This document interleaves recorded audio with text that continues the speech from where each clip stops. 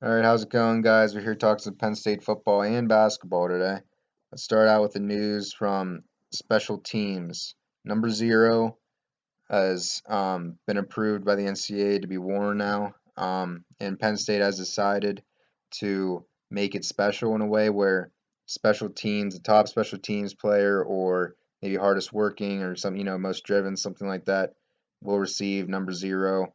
And throughout the years, it'll be handed down. So, say whoever has number zero this year graduates, that guy will hand it down to whoever they see fit as the most deserving of it the next year, and so on. And I think it's a good idea. I think maybe make somebody want to play special teams more, be more driven on special teams. I think overall players that play special teams, anyways, for the most part, already appreciate the opportunity to be on the field, and I think that that's something that maybe makes them even work harder. And, overall, it's not that big of a deal. It's a number and it's only special teams, but special teams can be really important sometimes. All right, talking some basketball. Patrick Chambers has said that nobody has tested positive for COVID so far. Now, granted, it's a whole lot easier with a basketball team than it is a football team, a whole lot less players to deal with and staff.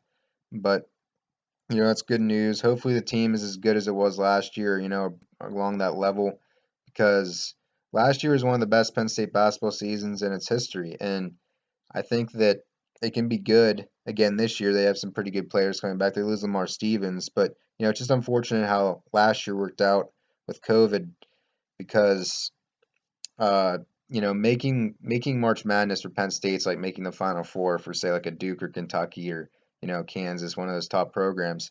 And it's unfortunate how it worked out. I think this year can be pretty good too. Maybe make another run at it, assuming March Madness uh, is going on this year. We'll see. All right, Rasheed Walker. Getting back to some football here. Rasheed Walker, I'm excited for this season. Will Fries was talking a lot about him, saying good things.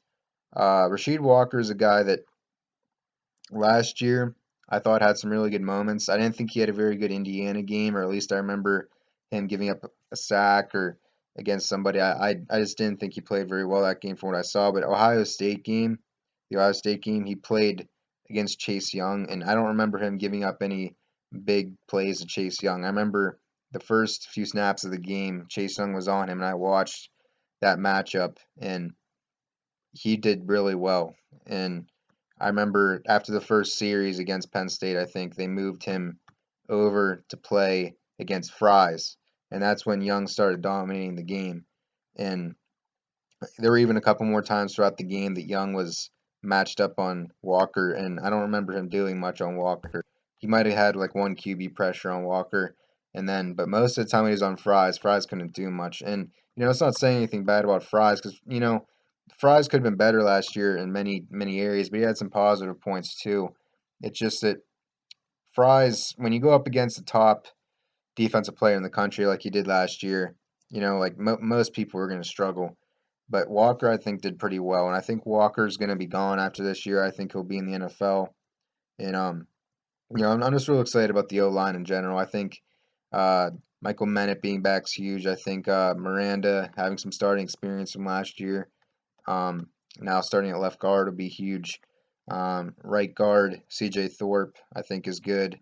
And then Fries, I hope will even get better from the last couple years. He's a guy that has been solid, but I think he needs to improve, especially if he wants to improve his draft stock. And I think he has the ability to do that. He now has an extra year of eligibility. Everybody does now, so this isn't like this year or bust if he really wants to come back next year. But we'll see. Well, anyways, thank you guys. Be talking some more Penn State football news next week. Hopefully these next few weeks go quickly because I'm excited for that Indiana game, and then don't look too far ahead to Ohio State, but because that Indiana game's tricky. But I think we all are looking forward to that Ohio State game as much as possible because that's a big game. That's a big game, but I hope the team doesn't do that. As fans, we can do that, but as players and coaches, they better be focusing on Indiana. Well, anyways, thank you guys. We are Penn State.